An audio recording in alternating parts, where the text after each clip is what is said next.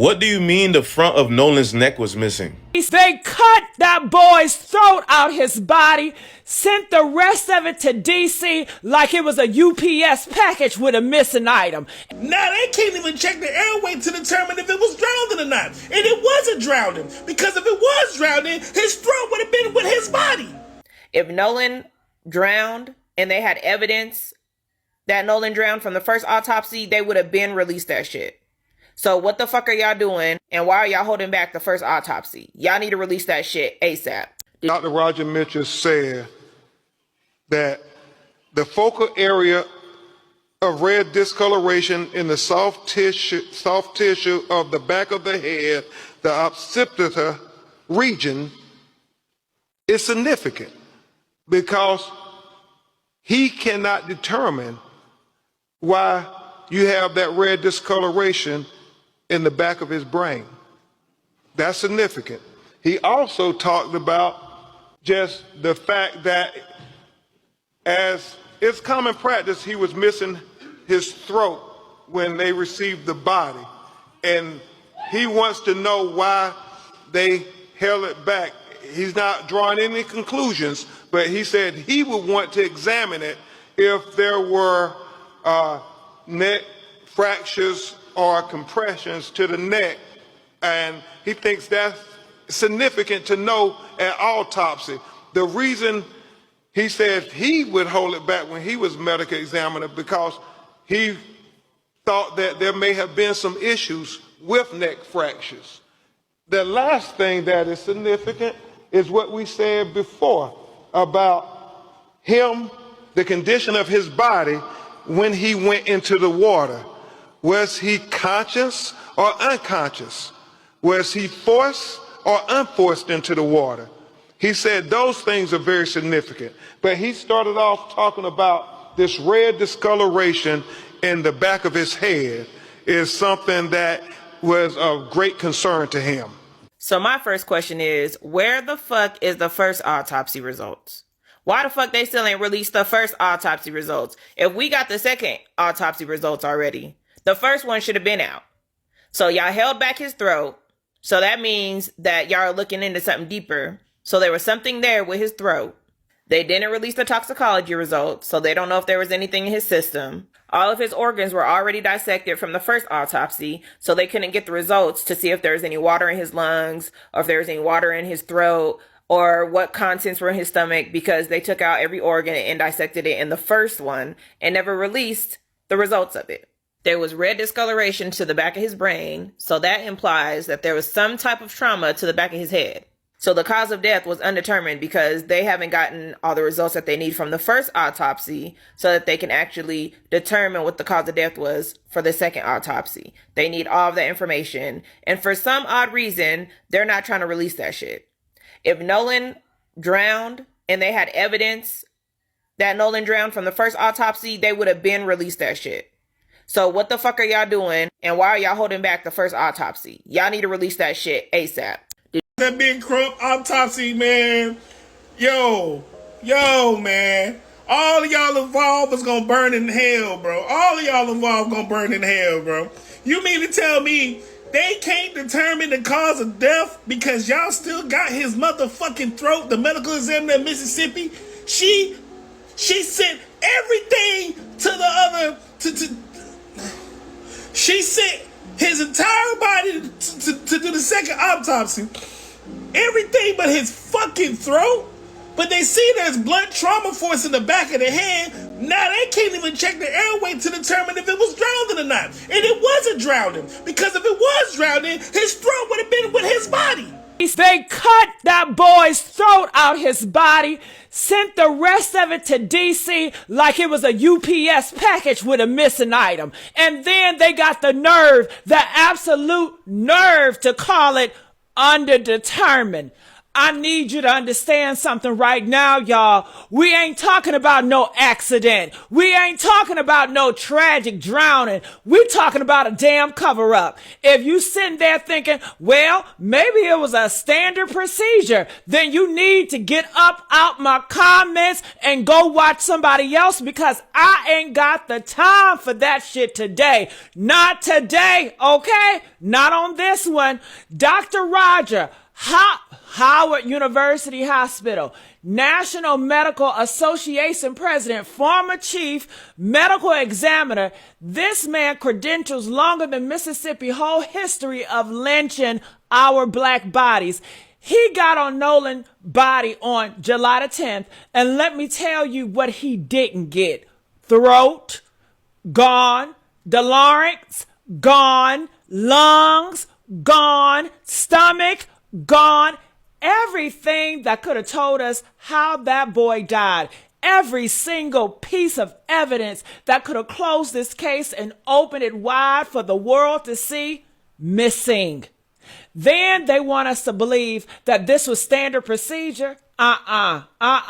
Since when is standard procedure lose the throat of a black boy found dead in Mississippi water with white friends who lawyered up before his mama could even plan a damn funeral? Since when? Since when? I will wait. Please explain that shit to me. And don't get me started on the back of his head. Who the fuck gave you the authorization to take the fucking throat, bro? What kind of fucking shit is that?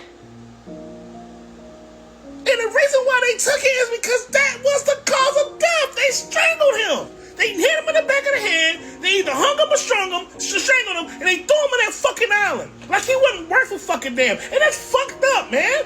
That's why his friends wasn't at the fucking funeral. Talk about some death threats. The reason why they receiving death threats is because they did some shit they had no business fucking doing to somebody they considered a fucking friend. Cause if that's my motherfucking friend, no matter where, I'm gonna be at that goddamn funeral. Cause that's my motherfucking friend that's getting laid down. I don't give a damn about a death threat. Take me out too, nigga. Cause that's my motherfucking friend. That's how I would've went down. But they ain't go down like that. They lawyered up and now they on podcasts doing interviews. I give credit to all the original owners of this video, but the truth remains that the truth is yet to be revealed. What killed or what unalived Nolan Wells is actually yet to be found. A red mark is found at the back of his skull, meaning that he might have been tortured or strangled, but nobody is owing up to it, and it seems like the authorities involved are not really out to find the root cause of the problem or what actually unalived this young man. Nolan Wells' second autopsy has been performed. I listened to all the information, so you didn't have to. First and foremost, Dr. Roger Mitchell Jr. was the one that performed the autopsy. He is board certified. With over 20 years of experience, you can pause to read his stat. Here is what Dr. Mitchell did find. There were no fractures identified and no deep tissue injury, but there was a 12 by 8 centimeter area of red discoloration found in the deep soft tissue over the optical bone, the back of the head, and needs to be further investigated. What do you mean the front of Nolan's neck was missing? I'm about to explain, but we finally got the independent autopsy report that his family had done, and we got some crazy findings. Trigger warning, but first we found out that Nolan was given back without the front of his neck, stating that during the first autopsy, it was removed by the examiner for further examination. For a sheriff department that keeps saying there's no signs of foul play, you guys keeping his neck says a lot. We found out that Nolan might have been hit in the back of the head because they found red discoloration about 12 by 8 inches in length. The examiner also kept his lungs, so again, the independent autopsy was not able to check if he actually drowned or if he had, water in his lungs. Also, the examiner did say they had trouble looking for bruising due to how far the body was decomposing. But the independent examiner says that they are not ruling out foul play, that they cannot determine how he passed away. So basically, we have to wait for the autopsy from the police. The sheriff keeps saying that there's no foul play involved, right? But for your examiner to remove the front of his neck, stating that it needs to be examined further, and for y'all to still not be able to tell us if there was water in his lungs or not. The front of Nolan's neck was missing along with his lungs? We just got the results of the independent autopsy done by Nolan Wells' family, and they are very concerning. One of the first things they said was that Nolan could have suffered an injury to the back of the head because they noticed red discoloration in the soft tissue on the lower part of his skull that was about 8 to 12 inches long. And the most surprising thing is that they said when they got Nolan's body, the front of his neck was missing, so they couldn't see if anybody had choked him. His lungs and airway were both missing, so they couldn't see if there was water in his lungs indicating drowning. His brain was missing, so they couldn't see if there was a brain bleed. And even his stomach contents were missing, so they couldn't see if he had drugs in his system. They said in the initial autopsy, the Mississippi State Medical Examiner's Office had removed all of those parts for further evaluation before the independent autopsy, so they didn't have a lot to work with. So they listed the cause and manner of death as undetermined pending investigation, as we're still waiting for the initial autopsy results. The independent autopsy reportedly found the cause and manner of the death of Nolan Wells undetermined, with the pathologist saying the composition and missing anatomical evidence limited the examination. The official state autopsy and the results are still pending. And toxicology reports. They said after all this, we're still left with these key questions. Why did Wells enter the water? What was the body position when found? Was there water in the airway? Is there evidence of injuries to the front of Wells' neck? Is there any evidence of a brain bleed? What was in Wells' stomach contents? What are the toxicology report findings? Not sure what's taking the initial autopsy so long to release even their preliminary findings, but rest in peace to Nolan Wells. So here is some breaking news into the Don Lemon Show newsroom. Preliminary findings in the Nolan Wells independent autopsy have just been released, and here's what we know. The autopsy found a large area of unexplained red discoloration in the soft tissue of the back of Nolan's head. According to the independent pathologist, they noticed several internal structures of his neck were unavailable for examination because they had been retained during the original state autopsy. Not that unusual, though. While the cause and the manner of Nolan's death remain undetermined, Nolan Wells' family is finally getting some answers now. Look, this family has really been through hell. We have watched it. The autopsy result is out, but the truth remains that the truth is not yet revealed. Some things are still covered. We are yet to know what actually happened, and with the way things are going, they're not really out to tell us what actually happened. That is just the honest truth here.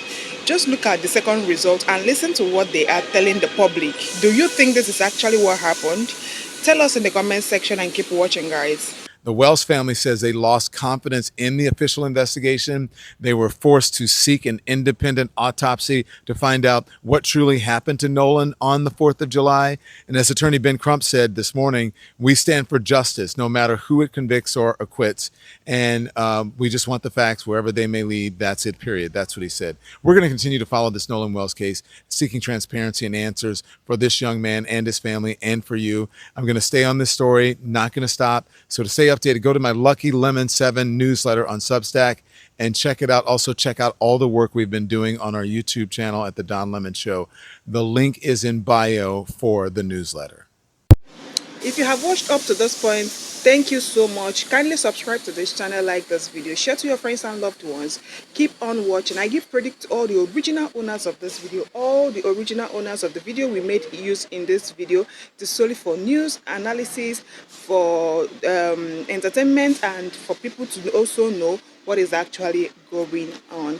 Keep on watching, subscribe, share to your friends and loved ones, and see you all in our next video.